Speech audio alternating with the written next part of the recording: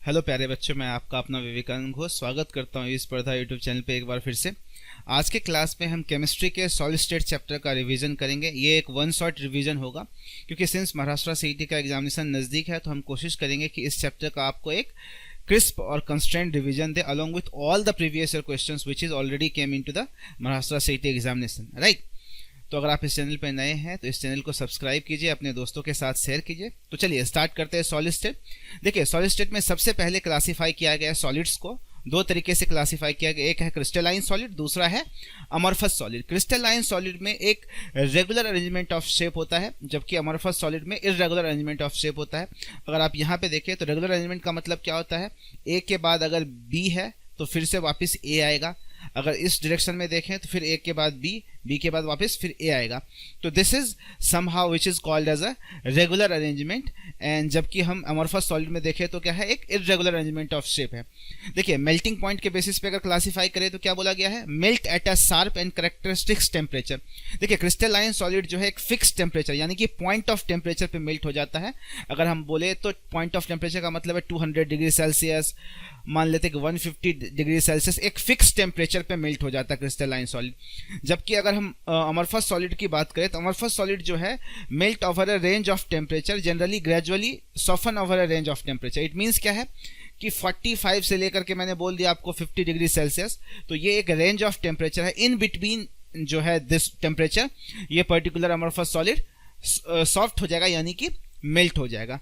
Cleavage property में बताया गया है, when cut with a sharp edge tool they split into two pieces and the newly generated surface are plain and smooth। देखिए, crystalline solid को अगर आप cut करेंगे तो दो जो सरफेस बनेगा वो बहुत ही स्मूथ और डेफिनेटली नया सरफेस होगा। जबकि अगर आप अमॉर्फस सॉलिड को कट करते हैं तो अमॉर्फस सॉलिड को कट करने पे उसका सरफेस इर्रेगुलर शेप का होगा, स्मूथ नहीं होगा, राइट। जबकि उसके बाद अगर हम देखें हीट ऑफ फ्यूजन के बेसिस पे क्लासिफाई किया गया है। यहाँ पे बोला गया they have a definite and characteristics of heat of fusion, जबकि अमॉर्फस सॉलिड में बोला गया they do not have definite heat of fusion. क्यों? क्योंकि आप जानते हैं कि क्रिस्टलाइन सॉलिड में हमने देखा था कि एक शार्प मेल्टिंग पॉइंट है। तो शार्प मेल्टिंग पॉइंट हो तो एक पर्टिकुलर टेम्परेचर पे फ्यूज हो जाएगा ये, यानी कि मेल्ट हो जाएगा। जबकि अमॉर्फस सॉलिड में हम देखें तो ये एक फिक्स रेंज ऑफ टेम्परेचर में मेल्ट होगा, इसलिए इसके पास कोई fix definite heat of fusion नहीं है, राइट। यहाँ पे क्या बोला गया है कि क्रिस्टलाइन सॉलिड का एक anisotropic in nature. Anisotropic in nature का मतलब होता है अगर किसी आप पर्टिकुलर डायरेक्शन में अगर आप मूव करें क्रिस्टलाइन सॉलिड में तो उस केस में आपका जो है फिजिकल प्रॉपर्टी वेरी करेगा। जबकि आप आइसोट्रॉपिक इन नेचर का मतलब क्या होता है कि अगर आप अमॉर्फस सॉलिड में एक पर्टिकुलर डायरेक्शन में अगर आप मूव करते हैं तो उस केस में आपको फिजिकल प्रॉपर्टी सेम देखने को मिलेगा। तो that is called anisotropic and isotropic. अच्छा, इसके बाद बोला गया है कि क्रिस्टलाइन सॉलिड जो है ट्रू सॉलिड्स है। डेफिनेटली जैसे डायमंड हो गया, ये एक ट्रू सॉलिड्स है। तो क्रिस्टलाइन डायमंड एक एग्जांपल है क्रिस्टलाइन सॉलिड का। जबकि आप अमॉर्फस सॉलिड को देखें तो एक स्यूडो सॉलिड या सुपर कूल्ड सॉलिड बोलते हैं। जैसे इसमें ग्लास हो जाता है, आपके पास कोल हो जाता है, ये आपके पास अमॉर्फस सॉलिड का एग्जाम्पल है। तो एक बेसिक फंडामेंटल के तौर पर हम अगर जनरली क्लासीफाई करें क्रिस्टलाइन और अमॉर्फस सॉलिड का तो मेन 2-3 पॉइंट है जो आपको याद रखना है। एक तो क्रिस्टलाइन सॉलिड एक फिक्स टेम्परेचर पे मेल्ट होता है, दूसरा अमॉर्फस सॉलिड एक रेंज ऑफ टेम्परेचर पे मेल्ट होता है। अगर आप क्रिस्टलाइन सॉलिड को अगर आप कट करें तो क्रिस्टलाइन सॉलिड का सरफेस स्मूथ होगा, जबकि अमॉर्फस सॉलिड का सरफेस स्मूथ नहीं होगा। हीट ऑफ फ्यूजन की बात करें तो हीट ऑफ फ्यूजन जो है क्रिस्टलाइन सॉलिड में एक डेफिनिट और फिक्स हीट ऑफ फ्यूजन है, जबकि अमॉर्फस सॉलिड में नहीं है। क्रिस्टलाइन सॉलिड एनिसोट्रॉपिक है नेचर में। इट मीन्स कि अगर किसी भी पर्टिकुलर डायरेक्शन में अगर आप मूव करते हैं तो उस केस में आपको हर एक जगह प्रॉपर्टी जो है आपको फिजिकल प्रॉपर्टी डिफरेंट देखने को मिलेगा, जबकि अमॉर्फस सॉलिड में ऐसा नहीं है। हर जगह अगर आप किसी भी डायरेक्शन में मूव करें आपको सेम प्रॉपर्टी देखने को मिलेगा। तो क्रिस्टलाइन सॉलिड को हम ट्रू सॉलिड्स बोलते हैं, अमॉर्फस सॉलिड को हम स्यूडो सॉलिड्स यानी कि सुपर कूल्ड लिक्विड्स बोलते हैं। चलिए, अगर हम देखें अरेंजमेंट ऑफ कॉन्स्टिट्यूएंट पार्टिकल्स के बेसिस पे देखें तो यहाँ पे लॉन्ग रेंज ऑर्डर है, यहाँ पे ओनली शॉर्ट रेंज ऑर्डर है, राइट। तो ये था एक बेसिक क्लासिफिकेशन। अगर आप देखें कि किस तरीके से हम क्लासिफाई कर सकते हैं different crystalline and amorphous solid को। तो चलिए हम यहाँ पे कुछ क्वेश्चंस देखते हैं, प्रीवियस ईयर क्वेश्चंस है इसमें। सिलिकॉन इज डैश, डेफिनेटली यहाँ पे semiconductor, insulator, conductor none of this. देखिए सिलिकॉन एंड जर्मेनियम दोनों ही हम सेमीकंडक्टर में, फिजिक्स में भी आपने पढ़ा है, मॉडर्न फिजिक्स में सिलिकॉन और जर्मेनियम एक सेमीकंडक्टर है। रूम टेम्परेचर पे जनरली ये आपके पास जो है इलेक्ट्रिसिटी कंडक्ट नहीं करता है। अगर आप जनरली इसको अगर टेम्परेचर प्रोवाइड करते हैं तो फिर ये गुड कंडक्टर ऑफ इलेक्ट्रिसिटी हो जाता है, राइट। तो सिलिकॉन जो है आपके पास क्या है, एक सेमीकंडक्टर है। Which of the following unit cell have maximum number of atoms? देखिए अगर आपने पहले पढ़ा होगा तो आपको मालूम होगा कि हम मैक्सिमम नंबर ऑफ एटम कैसे निकालते हैं। तो कॉर्नर पे 1/8 का कंट्रीब्यूशन होता है और बॉडी में डेफिनेटली पूरे फुल का कंट्रीब्यूशन होता है, और अगर हम फेस पे बोले तो हाफ का कंट्रीब्यूशन होता है। आपको समझ में आ रहा होगा, मतलब जनरली ये आगे के कंसेप्ट के बेसिस पे है। तो आप जान सकते हैं कि यहाँ पे जो face centred cubic close packing है उसमें सबसे ज़्यादा जेड का वैल्यू होता है, क्योंकि कॉर्नर पे 1/8 इंटू 8 का कंट्रीब्यूशन हो जाता है। तो यहाँ पे टोटल 1 एटम हो जाता है। साथ में फेस पे आपके पास जो है 1/2 इंटू 6, तो यहाँ पे 3 का कंट्रीब्यूशन हो जाता है, यानी कि टोटल 4 नंबर ऑफ एटम्स होते हैं, और ये आपके पास मैक्सिमम होता है, राइट। तो यहाँ पे अगर आपको कोई पूछे कि which of the following unit cell having maximum number of unit cell number of atoms, तो उस केस में आपके पास FCC will be the correct answer, right. अच्छा, आपके पास एक क्वेश्चन और पूछा गया है। A metallic element has a cubic lattice, each edge of the unit cell is 2 angstrom, the density of the metal is 2.5 gram per centimeter cube, the unit cell in the 200 gram of metal are। Basically यहाँ पे question ये है कि आपको 200 ग्राम metal दिया गया है, उसमें कितना यूनिट सेल होगा। तो डेफिनेटली मास दिया गया है, तो अगर आपके पास डेफिनेटली अगर मास है तो आप पहले एक यूनिट सेल का मास निकाल लें। एक यूनिट सेल का अगर मास निकल जाएगा तो कितने यूनिट सेल डेफिनेटली उस मास के अंदर आएंगे। जैसे मान लीजिए एक टोकरी 10 kg का है और एक उसमें 10 kg का है, और उसमें 10 kg आम है, और एक आम का जो है वेट मान लीजिए कि 500 ग्राम है। तो अगर आपको निकालना है कि टोकरी में कितना आम है, तो क्या करेंगे, हम डिवाइड कर देंगे, टोटल वेट को हम डिवाइड कर देंगे एक आम के वेट से। तो उसी तरीके से यहाँ पे क्या करना है, यूनिट सेल जो है आपके पास उसका वेट कितना है, 200 ग्राम ऑफ मेटल आपको दिया गया है, और आपको यूनिट सेल का वेट निकालना है। तो देखिए आपके पास पहले ही यहाँ पे दिया गया है कि एज लेंथ आपके पास क्या है, 2 एंगस्ट्रॉन है। 2 एंगस्ट्रॉन को अगर आप चेंज करना चाहते हैं सेंटीमीटर में, तो ये क्या हो जाएगा आपके पास 2 × 10⁻⁻8 सेंटीमीटर हो जाएगा, राइट। अगर आप यहाँ से वॉल्यूम निकाले तो वॉल्यूम क्या हो जाएगा आपके पास, वॉल्यूम ऑफ यूनिट सेल क्या हो जाएगा आपके पास, A3, राइट। तो उस केस में आपके पास क्या बोल सकते हैं, 2 × 10⁻⁻8 का आपके पास क्यूब हो जाएगा। तो यहाँ से आपके पास निकल जाएगा 8 × 10⁻24। देखिए ये आपके पास वॉल्यूम ऑफ 1 यूनिट सेल हो गया। आपके पास डेंसिटी ऑफ यूनिट सेल दिया गया है। डेंसिटी ऑफ यूनिट सेल कितना है, ये आपके पास 2.5 ग्राम पर सेंटीमीटर क्यूब है। तो अगर आप मास ऑफ यूनिट सेल निकालना चाहते हैं तो मास ऑफ यूनिट सेल को क्या करें, मास ऑफ 1 यूनिट सेल, तो वॉल्यूम इंटू डेंसिटी कर दे। वॉल्यूम इंटू डेंसिटी करते हैं तो यहाँ से क्या हो जाएगा, 8 × 10⁻⁻24 इंटू 2.5। अगर आप 8 को 2.5 से डिवाइड मल्टीप्लाई करते तो ये हो जाएगा 20 × 10⁻⁻24। आपके पास क्या हो जाएगा, मास हो जाएगा, राइट, ग्राम। तो अगर हम यहाँ से जनरली आपके पास, आपको मालूम है यहाँ पे वेट कितना दिया गया है, 200 ग्राम। अगर 200 ग्राम को डिवाइड करते हैं 20 से तो ये कितना आ जाएगा, 200/20 × 10⁻⁻24। तो -24 से डिवाइड करते तो 25 जा 20 1 जा, एंड ये आपके पास हो जाएगा 10। और अगर ये आपके पास 10⁻24 ऊपर लेके जाते हैं तो ये आपके पास क्या हो जाएगा, 10⁻+24 हो जाएगा। 24 और यहाँ पे 10⁻1 ऑलरेडी है, तो ये आपके पास हो जाएगा 10⁻25। तो उस केस में आपके पास आ जाएगा 1 × 10⁻25 will be the correct answer, right. तो ये बेसिक क्वेश्चंस था आपके पास, सॉलिड स्टेट से ही क्वेश्चन था। चलिए हम नेक्स्ट चलते हैं। आपके पास बोला गया है कि कितने तरीके के क्रिस्टलाइन सॉलिड है, इसको क्लासिफाई करना है। क्रिस्टलाइन सॉलिड, जो सबसे पहले क्रिस्टलाइन सॉलिड जो है वो मॉलिकुलर सॉलिड्स है। मॉलिकुलर सॉलिड भी 3 तरीके से क्लासिफाई किया गया है, non polar, polar and hydrogen bonded.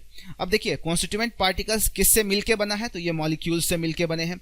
किस तरीके के फोर्सेस हैं ये याद रखना है आपको कि नॉन पोलर सॉलिड्स जो हैं उसमें डिस्पर्सन और लंदन फोर्सेस काम कर रहे होते हैं, जबकि पोलर जो सॉलिड्स होते हैं उसमें डाइपोल डाइपोल इंटरेक्शन काम कर रहा होता है।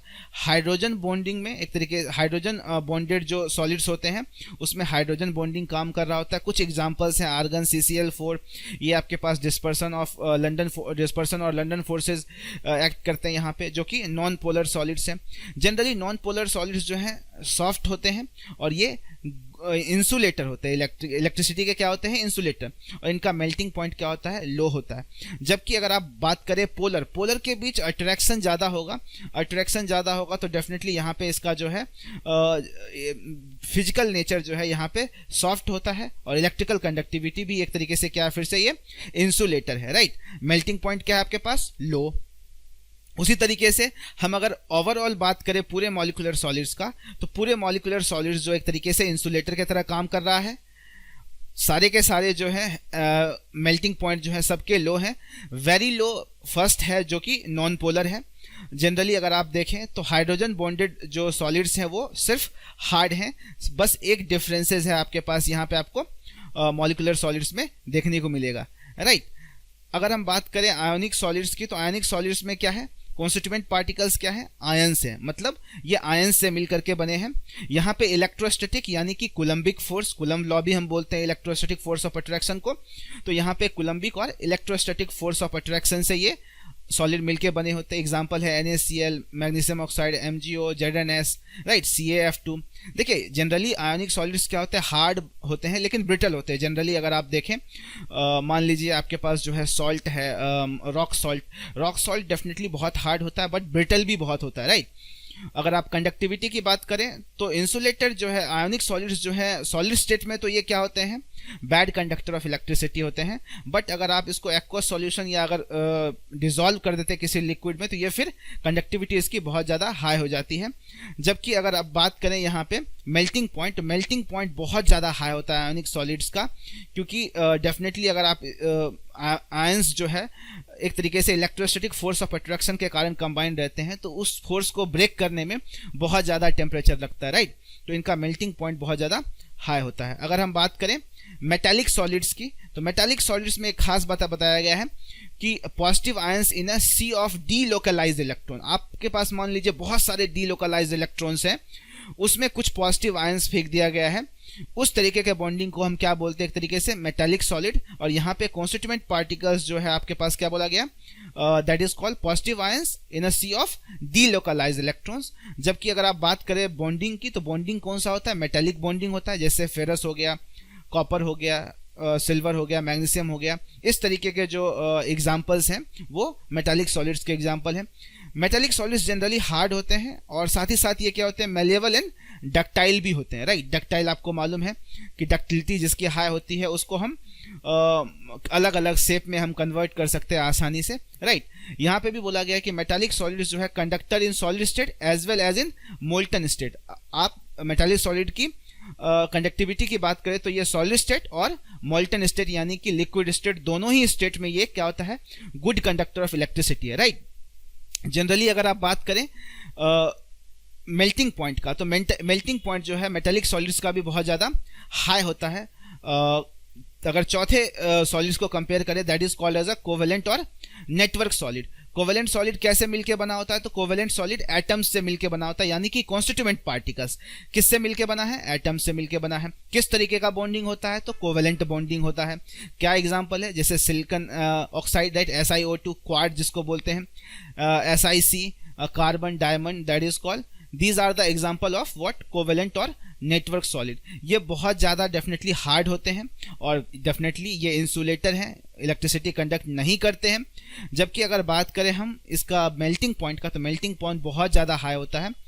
जबकि यहाँ पे अगर आप ग्रेफाइट की बात करें तो ग्रेफाइट जो है आपके पास ये एक बेसिक फंडामेंटल है कि ग्रेफाइट जो है गुड कंडक्टर, इलेक्ट्रिसिटी का गुड कंडक्टर होता है। एक एक्सेप्शन है यहाँ पे, आप बोल सकते हैं कि graphite is the exception in this particular all solids, right. तो चलिए हम नेक्स्ट पेज पे चलते हैं आगे।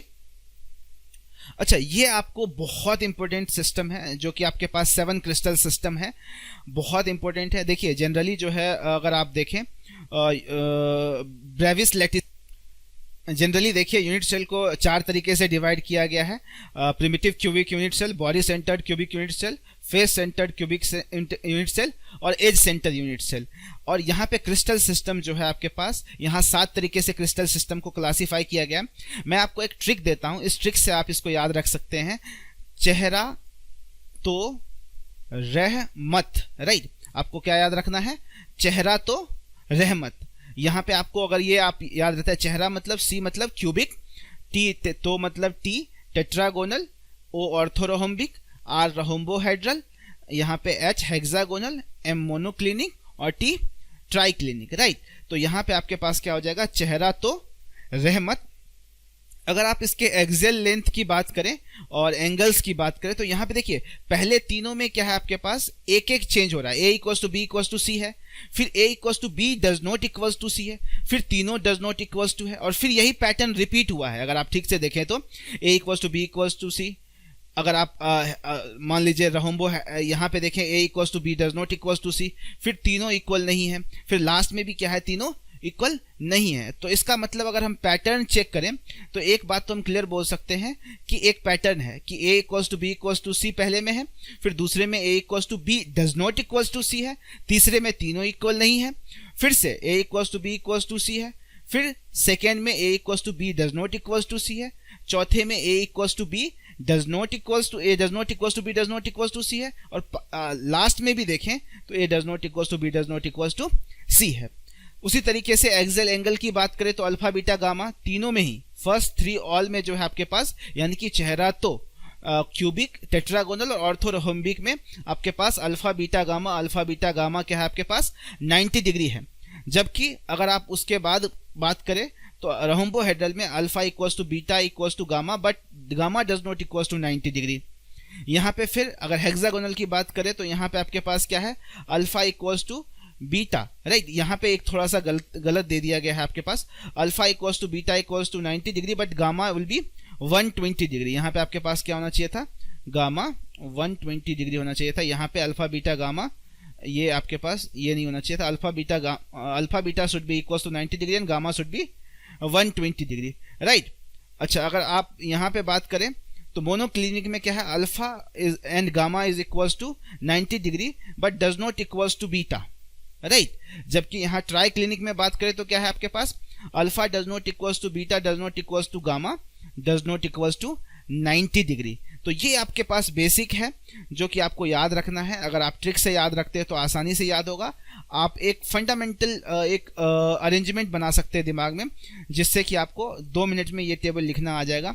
देखिए जनरली यूनिट सेल जो है आपके पास, अगर आप बात करें क्यूबिक का, तो क्यूबिक में 3 नंबर ऑफ लैटिसेस होते हैं, और टेट्रागोनल में 2, ऑर्थोरोम्बिक में 4, रोम्बोहेड्रल में जो है आपके पास 1 है, हेक्सागोनल में 1 और मोनोक्लिनिक में 2 है, आपके पास ट्राइक्लिनिक में 1 है।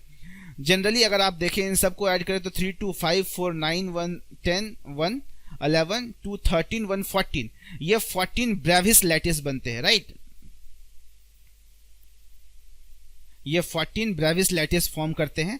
अगर आप क्यूबिक का देखें तो क्यूबिक में डिफरेंट शेप्स होते हैं। जैसे आपको मैंने बोला यूनिट सेल 4 तरीके के होते हैं, primitive cubic unit cell, body centred cubic unit cell, face centred cubic unit cell और edge centred cubic unit cell, right. तो आपके पास क्या होता है कि इन अलग अलग क्लासिफिकेशन के बेसिस पे उनको कैटेगराइज किया गया है। तो मुझे उम्मीद है कि आपको यह समझ में आया होगा। अगर आप इस टेबल को याद रखते हैं तो यहाँ से क्वेश्चंस आने के बहुत ज़्यादा चांसेस है। तो कोशिश करें कि आप इनको ट्रिक के माध्यम से याद रखें। फिर एक बार मैं ट्रिक रिपीट कर देता हूं, चेहरा तो रहमत, राइट। आप ये याद रखें और इसका एक ऑर्डर भी याद रखें, राइट। चलिए हम नेक्स्ट पेज पे चलते। नेक्स्ट पेज पे आपके पास बताया गया है क्यूबिक यूनिट सेल के बारे में। डिफरेंट तरीके के आपके पास simple cubic unit cell, body centre unit cell, face centre unit cell में एज लेंथ और रेडियस का क्या रिलेशन होता है, पैकिंग फ्रैक्शन क्या होता था, कोऑर्डिनेशन नंबर क्या होता था, इफेक्टिव नंबर ऑफ एटम यानी कि उस पर्टिकुलर एटम में कितने, उस पर्टिकुलर यूनिट सेल में कितने नंबर ऑफ एटम इंक्लूडेड हैं, राइट। वो सब हम यहाँ पे डिस्कस करेंगे। देखिए सिंपल क्यूबिक यूनिट सेल में अगर आप बात करें तो यहाँ पे एज लेंथ और रेडियस के बीच क्या रिलेशन होता था, R इक्वल्स टू A/2, क्योंकि आपको मालूम है कि यहाँ पे इस तरीके से 2 एटम इस तरीके से टच करते थे, तो यहाँ पे हम क्या बोलते थे, that is called this is R and this is A and this is whole is basically A। तो यहाँ पे हम क्या बोलते थे, A इक्वल्स टू हम जनरली बोले तो 2R बोल सकते हैं, और यहाँ से R इक्वल्स टू क्या हो जाता था, A/2। तो आपके पास सिंपल क्यूबिक यूनिट सेल में एज लेंथ और रेडियस का रिलेशन a/2 था। पैकिंग फ्रैक्शन जो है आपके पास 52.4% था। अगर पैकिंग फ्रैक्शन 52.4% है तो वॉइड, यहाँ पे एक चीज और पूछा जाता है, वॉइड स्पेस यानी कि वैकेंट स्पेस। वैकेंट स्पेस कितना होगा, तो 100 माइनस 52.4 जो भी आपके पास आएगा लगभग जो है आपके पास यहाँ पे 47.6% के करीब आएगा। That will be the void space or you can say null space for the simple cubic unit cell। Coordination number 6 होता है, क्योंकि जनरली अगर आप कोऑर्डिनेशन नंबर की बात करें तो सिंपल क्यूबिक यूनिट सेल में एक एटम इस साइड से, एक एटम इस साइड से, एक एटम ऊपर, एक एटम नीचे से, एक लेफ्ट साइड से, एक राइट साइड से, 6 एटम टोटल टच कर रहे होते हैं एक पर्टिकुलर एटम को। तो कोऑर्डिनेशन नंबर क्या बोलते हैं आपके पास, 6। इफेक्टिव नंबर ऑफ एटम्स 1 है, क्योंकि कॉर्नर पे यहाँ पे कॉन्ट्रीब्यूशन कितने का होता है, 1/8 इंटू 8 का। तो यहां से 1/8 इंटू 8 के कंट्रीब्यूशन से क्या हो जाता है, यहाँ पे total 1 effective number of atoms हो जाते हैं, राइट। उसी तरीके से अगर हम बात करें बॉडी सेंटर्ड क्यूबिक की, बॉडी सेंटर्ड क्यूबिक में एज लेंथ और रेडियस का रिलेशन होता है r=a√3/4 यानी कि √3a/4 बोल सकते हैं। Packing fraction 68%। और अगर हम बात करें वॉइड स्पेस का, जो वैकेंट स्पेस है वो कितना हो जाएगा आपके पास, 32%, राइट। और साथ ही साथ अगर हम यहाँ पे कोऑर्डिनेशन नंबर देखें तो कोऑर्डिनेशन नंबर कितना होता है, 8 होता है। क्योंकि अगर आपके पास बॉडी सेंटर्ड की बात करें तो बॉडी सेंटर्ड के जो सेंटर में एक एटम होता है वो एक एटम 8 एटम को टच करता है। तो कोऑर्डिनेशन नंबर क्या है कि एक पर्टिकुलर एटम जो है मिनिमम कितने एटम को टच कर, मैक्सिमम कितने एटम को टच कर सकता है, that is called as a what, coordination number. Effective number of atoms की बात करें तो कितने जो है एटम एक पर्टिकुलर यूनिट सेल के अंदर इंक्लूडेड है, that is called as a what, effective number of atom, Z भी बोलते हैं हम इसको। तो since body center cubic unit cell में कॉर्नर पे तो एटम होता ही है, साथ ही साथ सेंटर में भी एक एटम होता है। तो कॉर्नर पे 1/8 इंटू 8 का कंट्रीब्यूशन और सेंटर में कितना होता है, 1। तो that will be 1 + 1 will become 2, right. अच्छा, अगर हम face center cubic unit cell के बारे में बात करें तो face center cubic unit cell में क्या होता है, अगर हम एज लेंथ और रेडियस का रिलेशन देखें तो r = क्या हो जाता है, √2a/4। ये सब डेरिवेशन से निकालते हैं। जनरली अगर आपको यहाँ पे क्रिस्प पॉइंट के रूप में अगर आप याद रखें तो बहुत बेहतर है, that will be definitely easy for you to memorise, right. अगर हम यहाँ पे देखें पैकिंग फ्रैक्शन कितना है, 74%। और अगर आप बात करें वॉइड स्पेस का तो वॉइड स्पेस कितना हो जाएगा यहाँ से, 26% for the face centred cubic unit cell. Both you have to remember, बहुत इंपॉर्टेंट है, यहाँ से डायरेक्ट क्वेश्चंस आते हैं तो आप याद रखें, राइट। यहाँ पे कोऑर्डिनेशन नंबर कितना हो जाएगा, 12 हो जाएगा, यानी कि मैक्सिमम 12 नंबर ऑफ एटम को टच करेंगे एक पर्टिकुलर एटम। अगर इफेक्टिव नंबर ऑफ एटम की बात करें तो यहाँ पे क्या हो जाता है आपके पास, इफेक्टिव नंबर ऑफ एटम है आपके पास 4। ये 4 कैसे हुआ, तो जानते हैं कि कॉर्नर पे कितने का कंट्रीब्यूशन होता है, 1/8 इंटू 8, प्लस फेस पे कितने का कंट्रीब्यूशन होता है, 1/2 इंटू 6। तो यहां से देखें तो 3 और +1 यहां से 4 का कंट्रीब्यूशन हो जाएगा, and that will be called as a effective number of atoms in what, cubic unit cell. Okay, चलिए हम क्वेश्चन करते हैं। एक आपके पास यहां दिया गया है, that is called previous year question है आपके पास। A metal has a FCC lattice. The edge length of a unit cell is 404 picometer, right? The density of the metal is 2.72 gram per centimeter cube. The molar mass of the metal is, आपको molar mass निकालना है। आपको density आपको मालूम है क्या होता है, Z into molar mass upon A³ into N, right. अगर आप यहां से आप मोलर मास का देखें तो फॉर्मूला क्या हो जाएगा, density into A³ into N upon क्या हो जाएगा आपके पास यहां से Z। तो यहां से आप आसानी से जो है आपके पास क्या निकाल सकते हैं, that is called as a what, molar mass of metal. देखिए यहां पे आपके पास डेंसिटी दिया हुआ है, डेंसिटी क्या दिया हुआ है आपके पास, दैट इज कॉल्ड 2.72, राइट। अच्छा, आपके पास जो है एज लेंथ दिया हुआ है 404 पिकोमीटर, तो इसको आप चेंज करेंगे 404 इंटू 10⁻⁻8 हो जाएगा, राइट। आपके पास आपको चेंज करना पड़ेगा सेंटीमीटर क्यूब में, सेंटीमीटर में। तो उस केस में आपके पास क्या हो गया, 404 इंटू 10⁻⁸, और यहाँ से आप क्यूब कर सकते हैं। और यहाँ पे आपके पास n एवोगाड्रो नंबर है, ये हो जाएगा आपके पास 6.02 इंटू 10⁻23, और यहाँ से z का वैल्यू क्या है आपके पास 4। अगर आप इसका कैलकुलेशन करते हैं तो आपको एक परफेक्ट वैल्यू यहाँ से आपका करेक्ट वे में मिल जाएगा, राइट। तो this calculation you can do I think. So चलते हैं नेक्स्ट क्वेश्चन पे। आपके पास यहाँ पे नेक्स्ट क्वेश्चन है number of carbon atom per unit cell of a diamond unit cell is. तो यहाँ पे आपको ये याद रखना इन्फॉर्मेशन, दैट इज कॉल्ड 8।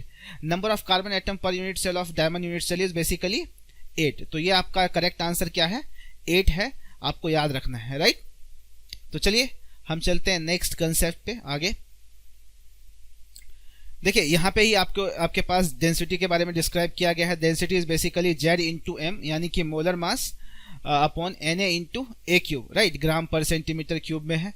अगर आप चेंज करना डेंसिटी निकालना चाहते तो जो भी आपके पास यूनिट दिया गया है उस यूनिट को कोशिश करें कि हम सेंटीमीटर में कन्वर्ट करें, फिर हम आपके पास इस पर्टिकुलर फॉर्मूला में पुट करके कैलकुलेट करें डेंसिटी, राइट। तो चलिए देखिए डेंसिटी में क्या है आपके पास, Z क्या effective number of particles, that is called M is molar mass, Na Avogadro number है आपके पास, A जो है आपके पास एज लेंथ है सेंटीमीटर में, राइट। तो ये बेसिक बातें हैं जो कि आपको डेंसिटी के लिए आपको पता है, आप ऑलरेडी पढ़े भी होंगे, राइट। अगर हम यहाँ पे हेक्सागोनल क्लोज पैकिंग के बारे में बात करें तो हेक्सागोनल क्लोज पैकिंग में क्या दिया गया है, इफेक्टिव नंबर ऑफ एटम, यानी कि Z आपके पास क्या है 6। Effective number of octahedral voids. Voids क्या होते हैं, डेफिनेटली दो तरीके के वॉइड्स हैं, टेट्राहेड्रल वॉइड्स और ऑक्टाहेड्रल वॉइड्स, राइट। तो ये ऑक्टाहेड्रल वॉइड्स जो आपके पास 6 हैं। Effective number of tetrahedral voids कितने हैं, 12। और पैकिंग फ्रैक्शन की बात करें तो पैकिंग फ्रैक्शन क्या है आपके पास 74%। फिर से आपके पास अगर मैं बात करूं वॉइड का, वॉइड कितना हो जाएगा आपके पास, that will be 26%, which is also called as a empty space, right, vacant space. Coordination number कितना होता है, 12 होता है। अगर कोऑर्डिनेशन नंबर कैलकुलेट करना है तो आप इस वाले डायग्राम से कैलकुलेट कर सकते हैं। ये देखिए आपके पास कितने एटम को टच कर रहा है, ये सेंट्रल एक्स एटम, ये आपके पास टोटल 6 और 3 नीचे, 9 और 3 ऊपर, 12। तो टोटल 12 एटम को टच कर रहा है, इसलिए हम इसका कोऑर्डिनेशन नंबर कितना बोलते हैं, that is called as a what, 12, right. आपके पास अगर एज लेंथ और रेडियस का रिलेशन देखें तो एज लेंथ और रेडियस का रिलेशन क्या है आपके पास, A इक्वल्स टू R/2। और अगर आप यहाँ पे B देखें, B आपके पास क्या है 4√2/3R। तो आपको इस चीज़ों पे बहुत ज़्यादा डिटेल में नहीं जाना है, बट डेफिनेटली मेन चीज़ें याद रखनी है। पैकिंग फ्रैक्शन कितना है, वॉइड स्पेस कितना है, कोऑर्डिनेशन नंबर क्या है आपके पास, और definitely effective number of atom क्या है। यहाँ पे देखें तो AB टाइप का आपके पास क्लोज पैकिंग है। हेक्सागोनल क्लोज पैकिंग को बनाने के लिए AB टाइप का क्लोज पैकिंग किया गया है। आपने देखा होगा कि डिफरेंट तरीके के क्लोज पैकिंग हमने सॉलिड स्टेट में ऑलरेडी पढ़े हैं। AB टाइप का, AA टाइप का, AB टाइप का, ABC टाइप का, राइट। तो इन डिफरेंट तरीके क्लोज पैकिंग में आपका हेक्सागोनल क्लोज पैकिंग के लिए AB टाइप का क्लोज पैकिंग यहाँ पे फॉलो किया गया है, ठीक है। तो चलिए हम नेक्स्ट पेज पे चलते। यहाँ पे आपके पास बताया गया है कि कितने नंबर ऑफ पार्टिकल्स जो है किस तरीके के आपके पास क्यूबिक क्लोज पैकिंग की बात करें तो क्यूबिक क्लोज पैकिंग में नंबर ऑफ पार्टिकल्स कितने हैं, 4। That is called effective number of particles कितने हैं, 4। Effective number of octahedral voids कितने हैं, 4। Effective number of tetrahedral voids भी कितने होते हैं, 4। पैकिंग फ्रैक्शन क्या है, 74%। यहाँ पे फिर से वही बोल सकते हैं। कोऑर्डिनेशन नंबर क्या है आपके पास, 12, राइट। तो ये एक बेसिक फंडामेंटल्स है जो कि आपके पास यहाँ पे डिस्क्राइब किया गया। हेक्सागोनल क्लोज पैकिंग, ये आपके पास 3 डायमेंशनल क्लोज पैकिंग था, जिसमें कि 2 तरह के क्लोज पैकिंग है, हेक्सागोनल क्लोज पैकिंग और cubic close packing. Hexagonal close packing और क्यूबिक क्लोज पैकिंग दोनों हमने पढ़ लिए। ये क्यूबिक क्लोज पैकिंग और हेक्सागोनल क्लोज पैकिंग में सबसे मेन इंपॉर्टेंट चीज़ है कि वॉइड्स कितने होते हैं, पैकिंग फ्रैक्शन कितना है, कोऑर्डिनेशन नंबर कितना है, और एज लेंथ और रेडियस का रिलेशन कितना है, ये आपको याद रहना चाहिए, ठीक है। तो चलिए यहाँ पे आपके पास एक बहुत इंपॉर्टेंट कैरेक्टरिस्टिक्स है जो कि आपको याद रखना पड़ेगा, रेडियस रेशियो। ये डिफरेंट टाइप्स के आपके पास जो है अलग अलग स्ट्रक्चरल अरेंजमेंट के अकॉर्डिंग अलग अलग टाइप का रेडियस रेशियो है। ये आपको मालूम है कि radius of cation upon radius of anion is called as a what, radius ratio, जिसको हम लिमिटिंग रेडियस रेशियो भी बोलते हैं। अगर आप देखें तो जनरली जो है प्लेन ट्राइगोनल की बात करें, अगर स्ट्रक्चरल अरेंजमेंट जो है या फिर ज्योमेट्रिकल वॉइड्स जो है प्लेन ट्राइगोनल हो तो उस केस में जो आपका रेडियस रेशियो 0.155 से लेके 0.225 तक वेरी करता है। कोऑर्डिनेशन नंबर वहाँ पे कैटायन का क्या होता है, 3, जैसे एग्जांपल दिया गया है बोरोन ऑक्साइड का। टेट्राहाइड्रल आपके पास अगर वॉइड हो तो उस केस में रेडियस रेशियो कितना होगा, 0.225 टू 0.414। यहाँ पे कोऑर्डिनेशन नंबर कितने होने चाहिए, that is called 4। Coordination number of cation कितना होगा, 4, यानी कि कैटायन 4 एटम को टच कर रहा होगा, स्क्वायर प्लेनर की बात करें, स्क्वायर प्लेनर में क्या है आपके पास 0.414 से लेके 0.732 तक, और आपके पास नंबर ऑफ कैटायंस कितने टच कर रहे होंगे एक दूसरे को, दैट इज कॉल्ड 4। यहाँ पे कोई एग्जांपल खास नहीं दिया गया है। 0.414 से लेकर के 0.732 तक जो है ऑक्टाहेड्रल आपके पास वॉइड का एक तरीके से रेडियस रेशियो है, जो कि आपके पास यहाँ पे देख सकते हैं कि क्या बोला गया है, coordination number of cation will be called as a 6। तो यहाँ पे कैटायन जो है 6 एटम को टच कर रहा होगा, जैसे NaCl हो गया, मैग्नीशियम ऑक्साइड MgO2 हो गया। उसी तरीके से लास्ट में 0.732 से लेकर के 1 रेडियस रेशियो है, जो कि किसका है, क्यूबिक आपके पास अरेंजमेंट का है, जिसमें कि एग्जांपल आपके पास है CsCl, राइट। तो these are basically called as a different radius ratio which is basically described for different types of voids। आपके पास plane trigonal voids, tetrahedral voids, square planar, octahedral और क्यूबिक, इन सारे स्ट्रक्चरल अरेंजमेंट के लिए आपको different limiting radius ratio दिया गया है। ये आपको याद करना है। इस रेंज ऑफ रेडियस रेशियो में आपको कोई भी पूछ दिया जाता है और डायरेक्टली कभी कभी क्वेश्चन भी इसके बेसिस पे आता है। तो चलिए हम कुछ जो थ्योरेटिकल कंसेप्ट बच गए हैं सॉलिड स्टेट में वो डिस्कस करेंगे, जिसमें कि डिफरेंट तरीके के डिफेक्ट्स हैं, डिफरेंट तरीके के मटेरियल्स हैं, उनके बारे में अभी हम डिस्कस करेंगे। चलिए नेक्स्ट पेज पे देखिए। अब आपके पास बताया गया है कि size and number of voids की बात करें तो ऑक्टाहेड्रल वॉइड्स में का जो साइज है that is called 0.414 into R. What is R? Basically R is basically called as a what? Radius of anion, right? यहाँ पे टेट्राहेड्रल वॉइड्स का है 0.225 R, यानी कि यहाँ पे 0.225 ऑफ R यानी कि रेडियस ऑफ अनायन अगेन, ठीक है। आपके पास अगर ऑक्टाहेड्रल वॉइड्स अगर N है तो टेट्राहेड्रल वॉइड उस केस में क्या होगा, आपके पास 2N होगा, राइट। तो ये आपको बेसिकली याद रखना है, ये फंडामेंटल्स है सॉलिड स्टेट का, यहाँ से क्वेश्चंस आते हैं।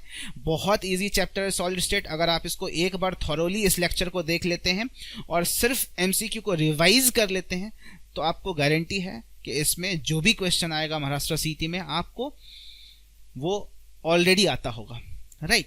तो चलिए हम अगर आप देखें डिफेक्ट्स की, तो डिफेक्ट्स क्या होता है, जैसे मान लीजिए अगर हम कोई सॉलिड प्रिपेयर कर रहे हैं तो कभी कभी हम क्या होता है सॉलिड्स में कुछ वैकेंट स्पेसेस रह जाते हैं, कुछ डिफरेंट तरीके के जो रेगुलर अरेंजमेंट हमको चाहिए वो रेगुलर अरेंजमेंट नहीं मिल पाता है, तो इन्हीं को हम क्या बोलते हैं, डिफेक्ट्स बोलते हैं। जैसे इसमें बताया गया कि पहला डिफेक्ट है line defects. Irregularity exist in the entire row of lattice point. अगर मान लीजिए किसी लैटिस पॉइंट के एक रो के या फिर एक रो में या फिर एक लाइन में जो है इरेगुलरिटी देखने को मिले तो हम उसको क्या बोलते हैं, लाइन डिफेक्ट। ऑलरेडी हमने नाम भी है लाइन डिफेक्ट, तो इसका मतलब है कि एक पर्टिकुलर रो में या फिर एक पर्टिकुलर लाइन में कोई अगर डिफेक्ट देखने को मिले किसी लैटिस पॉइंट में तो उसको हम क्या बोलते हैं, लाइन डिफेक्ट। पॉइंट डिफेक्ट क्या है आपके पास, पॉइंट डिफेक्ट आपके पास irregularity exist around a point और एन एटम। मान लीजिए अगर किसी पर्टिकुलर एटम के अराउंड या फिर किसी पर्टिकुलर पॉइंट के अराउंड अगर कोई डिफेक्ट एग्जिस्ट कर रहा है तो उसको हम क्या बोलते हैं, पॉइंट डिफेक्ट।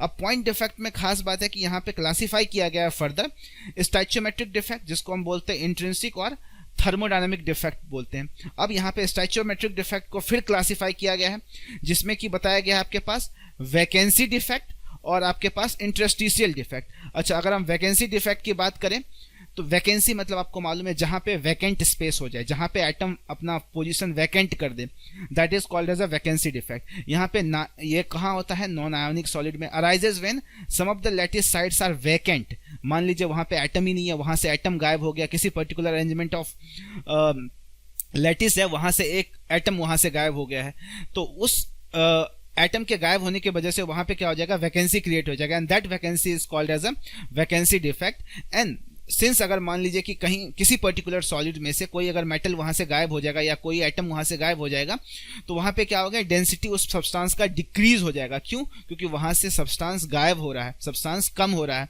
तो उस केस में आपके पास हम उसको क्या बोलेंगे, वैकेंसी डिफेक्ट, राइट। अगर हम इंटरस्टिशियल डिफेक्ट की बात करें तो इंटरस्टिशियल डिफेक्ट क्या होता है, इसको हम बोलते हैं नॉन आयोनिक सॉलिड डिफेक्ट्स। अगर आप बात करें तो इंटरस्टिशियल एक पोजीशन है कि मान लीजिए अपना original position of arrangement of atom छोड़ करके कोई एटम जो है इस पर्टिकुलर एटम को प्लेस को छोड़ के अगर इस प्लेस पे पहुंच जाए तो इसको हम क्या बोलते हैं, इंटरस्टिशियल स्पेस बोलते हैं। That is called arises when some constituent particles occupy and interstitial site. मतलब क्या करें, वो इंटरस्टिशियल साइट, मतलब जो एक रेगुलर अरेंजमेंट ऑफ एटम था उससे थोड़ा सा डिस्प्लेस होकर के दो एटम के बीच में डायगोनली कहीं प्लेस हो जाए, राइट। तो that is called as a interstitial defect. And ये क्या करता है, ये भी आपके पास ये इंक्रीज करता है, डेंसिटी क्या करता है ये सब्सटेंस का, ये इंक्रीज करता है। क्योंकि अगर मान लीजिए रेगुलर अरेंजमेंट की बात करें तो रेगुलर अरेंजमेंट में से एटम क्या हो गया, डिस्प्लेस हुआ है, यहाँ से एटम वैकेंट नहीं हुआ, यहाँ से गायब नहीं हुआ है। इसका मतलब है कि डेंसिटी मेंटेन रहेगा, बट अगर रेगुलर पोजीशन पे अगर आपने दूसरा अगर एटम लेके आ गए तो उस केस में क्या होगा, इसका डेंसिटी इंक्रीज हो जाएगा, राइट। तो अगर आप बात करें इंटरस्टिशियल डिफेक्ट में तो क्या होता है, डेंसिटी इंक्रीज होता है। उसी तरीके से हम बात करें तो दो डिफेक्ट्स है जो कि बहुत ही फेमस है, एक है फ्रेंकल डिफेक्ट और है शॉर्टकी डिफेक्ट। फ्रेंकल डिफेक्ट की बात करें तो क्या है, फ्रेंकल डिफेक्ट भी आयनिक सॉलिड्स में होते हैं, arises due to delocalisation of smaller ion usually cation from its normal site to an interstitial site. फिर से यहाँ पे क्या बोला गया कि कोई एटम जो है या कोई कैटायन जो है अगर अपने नॉर्मल पोजीशन से वो डिस्प्लेस होकर के इंटरस्टिशियल पोजीशन पे चले जाए। इंटरस्टिशियल पोजीशन मतलब दो एटम के बीच या दो कैटायन या एनायन के बीच के जो स्पेसेस होते हैं उनको क्या बोलते हैं, इंटरस्टिशियल साइट बोलते हैं। अगर उस इंटरस्टिशियल साइट पे अगर एटम पहुंच जाता है तो उसको हम क्या बोलते हैं, that is called Frenkel defect. Result in vacancy defect also called as a dislocation defect भी बोलते हैं। तो हम फ्रेंकल डिफेक्ट को वैकेंसी डिफेक्ट और हम डिसलोकेशन डिफेक्ट भी बोलते हैं। एंड यहाँ पे क्या बोला गया, does not affect the density of substance. यहाँ पे क्योंकि सिंस लोकेशन चेंज हुआ है तो उस वजह से यहाँ पे कोई भी डेंसिटी पे कोई इफेक्ट नहीं होता है। बस एक एटम जो है एक कैटायन जो है अपने पोजीशन को छोड़ करके किसी दूसरे इंटरस्टिशियल पोजीशन पे चला गया है, right. So that is called as a what, Frenkel defect. अगर हम बात करें शॉर्टकी डिफेक्ट, शॉर्टकी डिफेक्ट से याद रखना, शॉर्ट की मतलब एटम गायब हो जाना, शॉर्ट हो गया है। तो शॉर्टकी डिफेक्ट में क्या है, आप ये भी आयोनिक सॉलिड्स में होते हैं। Characterised by missing of equal number of cations and ion from the lattice side. अगर मान लीजिए किसी पर्टिकुलर लैटिस साइड से अगर आपके पास इक्वल नंबर ऑफ कैटायन और एनायन दोनों अगर वहां से गायब हो जाए या फिर मिस हो जाए तो उस केस में हम उसको क्या बोलते हैं, शॉर्टकी डिफेक्ट बोलते हैं। देखिए शॉर्टकी डिफेक्ट में इलेक्ट्रिकल न्यूट्रलिटी मेंटेन रहता है क्योंकि आपके पास जो है इक्वल नंबर ऑफ कैटायन और एनायन जो है आपके पास गायब होता है या फिर एक तरीके से मिस होता है। इस वजह से हम क्या बोलते हैं कि शॉर्टकी डिफेक्ट में अगर कोई कैटायन और एनायन इक्वली अगर मिस हो रहा है तो उस केस में इलेक्ट्रिकल न्यूट्रलिटी उसका मेंटेन रहेगा। Results in vacancy defect and decrease in density of the substance. Definitely यहाँ से अगर सब्सटेंस गायब हो जाएगा या फिर एब्सेंट हो जाएगा तो उस केस में क्या हो जाएगा, आपके पास यहाँ पे डेंसिटी ऑफ सब्सटेंस क्या हो जाएगा, कम होने लगेगा, राइट। अच्छा, इम्प्योरिटी डिफेक्ट, आप जानते हैं कि मान लीजिए कोई प्योर सब्सटेंस है, कोई प्योर सब्सटेंस में अगर आपने कुछ इम्प्योरिटी मिला दिया तो उसके कारण जो डिफेक्ट कैरी आउट होगा उसको हम क्या बोलते हैं, इम्प्योरिटी डिफेक्ट। यहाँ पे क्या बोला गया, arises when foreign atoms are present at the lattice side in host atom, that is called substitutional solid solution, or at the vacant interstitial side interstitial solid solution, right। तो बोला गया क्या, arises when foreign atoms are present at the lattice side in place of host atom। मान लीजिए कहीं पे जो host atom होना चाहिए था, जो ओरिजिनल एटम होना चाहिए था, उसके जगह पे कोई एक सब्स्टिट्यूशनल सॉलिड्स मान लीजिए एटम्स जो है आके उस पोजीशन को ऑक्यूपाई कर ले तो उसको हम क्या बोलते हैं, एक तरीके से इम्प्योरिटी डिफेक्ट बोलते हैं। आया समझ में। तो ये इम्प्योरिटी डिफेक्ट जो है आपके पास इंटरस्टिशियल सॉलिड सॉल्यूशन में कैरी आउट होता है। तो चलिए हम नेक्स्ट पेज पे चलते आगे। इससे यहाँ पे अब नॉन स्टैचियोमेट्रिक डिफेक्ट को देखेंगे हम। इससे पहले जितने भी डिफेक्ट्स थे वो सब डिफेक्ट्स जो एक तरीके से स्टैचियोमेट्रिक डिफेक्ट्स के टाइप्स थे, राइट। अब यहाँ पे हम नॉन स्टैचियोमेट्रिक डिफेक्ट के बारे में पढ़ेंगे। यहाँ पे एक तो है मेटल एक्सेस डिफेक्ट, दूसरा है मेटल डिफिशियंसी डिफेक्ट। देखो नाम से ही क्लियर है, metal excess defect. Metal excess defects arises due to anionic vacancies leaving a hole which is occupied by an electron, thus maintaining electrical balance. Sites are called F center and imparts color to crystal, similar to Schottky defect। यहाँ पे क्या बोला गया, आपके पास metal excess defect में उल्टा हो रहा है। शॉर्टकी डिफेक्ट की तरह क्यों है, क्योंकि यहाँ से एटम क्या हो चुका है, मिस हो चुका है, यहाँ पे वैकेंसी क्रिएट हो चुका है, एनायोनिक वैकेंसी क्रिएट हो चुका है, इसलिए हम इसको क्या बोलते हैं, metal excess defect. Metal excess defect arises due to presence of extra cation at interstitial side. मान लीजिए अगर एक्स्ट्रा कैटायन प्रेजेंट रहेगा तो उसके लिए क्या जरूरत पड़ेगी, एनायंस की जरूरत पड़ेगी। और एनायंस जरूरत पड़ेगी तो डेफिनेटली अगर वहाँ एनायन नहीं होगा तो उस केस में क्या होगा, उस पर्टिकुलर जो सॉलिड है वहाँ पे एनायंस की कमी महसूस होगी, यानी कि वैकेंसी होगी। तो उस वजह से हम क्या बोलते हैं इसको, मेटल एक्सेस डिफेक्ट भी बोलते हैं। Electrical neutrality is maintained by an electron present in another interstitial site. देखिए अगर किसी दूसरे इंटरस्टिशियल साइट में इलेक्ट्रॉन अगर प्रेजेंट है तो वो क्या करता है, इलेक्ट्रिकल न्यूट्रलिटी मेंटेन कर देता है। जनरली इसमें यह भी बोला गया है कि आपके पास similar to Frenkel defect as well. देखिए फ्रेंकल डिफेक्ट में क्या होता था, फ्रेंकल डिफेक्ट में हम देखते थे कि एक पर्टिकुलर पोजीशन से किसी दूसरे पोजीशन पे आपके पास जो है कैटायन जो है डिस्प्लेस हो गया है, राइट। उसी तरीके से अगर हम बात करें मेटल डिफिशियंसी डिफेक्ट का, तो मेटल डिफिशियंसी डिफेक्ट्स में क्या बोला गया, metal deficiency defect arises when metal shows variable valency. अगर मान लीजिए वेरिएबल वैलेंसी शो करेगा मेटल, तो उस केस में उसकी एनायन की रिक्वायरमेंट भी चेंज होगी, क्योंकि उसके ऊपर पॉजिटिव चार्जेस चेंज हो रहे होंगे। क्यों, क्योंकि metal is a electropositive and they require some electrons, right. तो उस केस में अगर हम देखें तो in transition metals the defects occur due to missing of a cation from its lattice side. अगर मान लीजिए कोई पर्टिकुलर लैटिस साइड से कोई एटम मिस है या गायब है, तो उस केस में हम उसको क्या बोलेंगे एक तरीके से, that is called as a metal deficiency defect, right. And the presence of the cation having high charge in the adjacent lattice side. तो एक बेसिक फंडामेंटल्स है जो कि आपके पास यहाँ डिस्कस किया गया है मेटल डिफिशियंसी डिफेक्ट और मेटल एक्सेस डिफेक्ट्स के बारे में। अब हम बात करते हैं कुछ क्रिस्प पॉइंट जो कि इलेक्ट्रिकल प्रॉपर्टीज से रिलेटेड है। देखिए इलेक्ट्रिकल प्रॉपर्टीज में कुछ कुछ चीजें हैं जो आपके पास सॉलिड स्टेट में पढ़ना है, वो आप पहले भी पढ़े होंगे, जैसे कंडक्टर, इंसुलेटर, सेमीकंडक्टर के बारे में। तो यहाँ पे भी हम एक क्रिस्प रिवीजन कर लेते हैं। देखिए सॉलिड में be classified into 3 categories, that is conductor, insulator और सेमीकंडक्टर। कंडक्टर में इलेक्ट्रिकल कंडक्टिविटी 10⁴ से लेकर 10⁷ ओम पर मीटर होता है।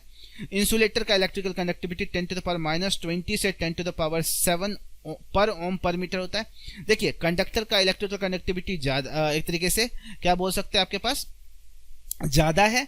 इंसुलेटर का इलेक्ट्रिकल कंडक्टिविटी बहुत कम है। सेमीकंडक्टर का मॉडरेट है बट इंसुलेटर से ज्यादा है। यहाँ पे क्या है 10⁻⁻6 से लेकर के 10⁴ ओम पर मीटर। देखिए इंसुलेटर और सेमीकंडक्टर में कोई ज्यादा डिफरेंसेस नहीं है, माइनर डिफरेंसेस है, बहुत ज्यादा माइनर भी नहीं बोल सकते लेकिन है, माइनर डिफरेंसेस है। अगर आप देखें तो 10⁴ तक ये भी है और 10⁷ तक इंसुलेटर भी है, राइट। यहाँ पे दो तरीके के सेमीकंडक्टर होते हैं, एक एन टाइप सेमीकंडक्टर, एक P type semiconductor. Group 14 element doped with 15 element. जैसे आपके पास क्या बोला गया, जनरली टेट्रावेलेंट, मान लीजिए टेट्रावेलेंट यानी कि जिसके पास वैलेंसी क्या हो 4 हो। टेट्रावेलेंट एटम को अगर आपके पास ट्राइवेलेंट एटम के साथ अगर मान लीजिए कि डोप किया गया, मिक्स किया गया, यानी कि इम्प्योरिटी मिक्स किया गया, तो उसको हम क्या बोलते हैं, वहां पे फ्री इलेक्ट्रॉन इंक्रीज हो जाता है और उस केस में हम उसको क्या बोलते हैं, एन टाइप सेमीकंडक्टर बोलते हैं।